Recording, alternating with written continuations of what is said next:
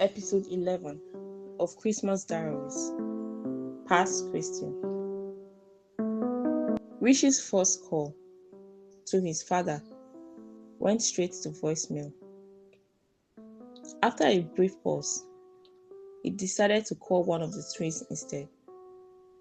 He dialed Kyra, the older twin sister. She answered immediately. Rishi, where are you? Kyra asked, her voice sharp with worry. Everyone is worried about you. Where have you gone? Rishi was silent for a moment, then asked about their mother. Sonia, he whispered. Kyra explained that their mother had gone to the altar early that morning to pray for Rishi's safe return. Almost immediately, she began recounting what had happened the night before, how their father, Pa, had organized a search team and sent them out to look for Rishi. Are you on your way home? Kyra asked. Rishi opened his mouth to respond, but before he could speak, he heard another voice on Kyra's end of the line. There was a brief pause. It was his father's voice, firm and controlled. Give me the phone. Pa is here, Kyra said and handed it over. Rishi's body stiffened. His heart began to race. He said nothing. He knew his father too well. A no-nonsense man who never tolerated improper behavior. Leaving home without notice and not returning by morning was exactly the kind of offense his father despised. Then, speaking directly to Rishi, his father said, I don't know what you are up to, but return home. Rishi swallowed hard. Pa, he replied, struggling through his words. I'm getting a job in Paleo. I'm not coming home soon. There was silence. To Rishi's surprise, his father did not explode. Instead, he asked calmly, So who do you know in Paleo?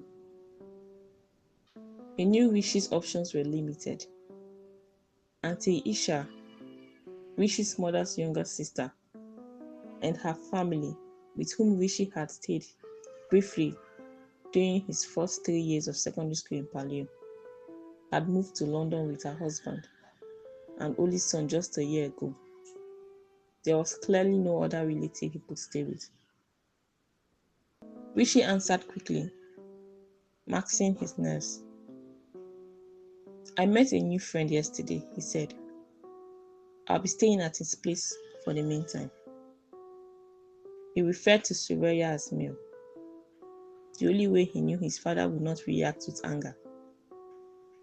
If he had said she was a woman, his father would have labeled it immoral behavior. Worse, he would have blamed their mother. That was always the pattern. Whenever Rishi or his twin sisters fell short of their father's standards, he held their mother responsible.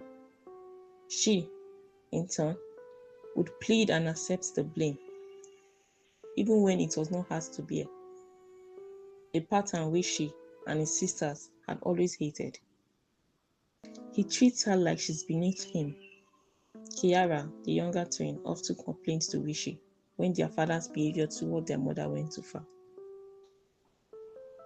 After a brief pause, his father spoke again. Keep your phone on. We must be able to reach you at any time. Then the call ended. Rishi stood still, stunned. His father had not complained or quarreled as he usually did. For the first time, he had sounded almost reasonable. Maybe Pa knows there's nothing he can do, Rishi thought. Being harsh would only push me further away. Then his thoughts shifted to his mother Sonia. Their father would blame her for this, which he knew he always did. Still, it would not change his decision. He was not going back to Gallo anytime soon. Rishi stood up and went straight to the bathroom. He would take his bath and begin his job search today. No delays, no turning back. Enjoy the episodes of Christmas Dowries at christmasdowries.wordpress.com.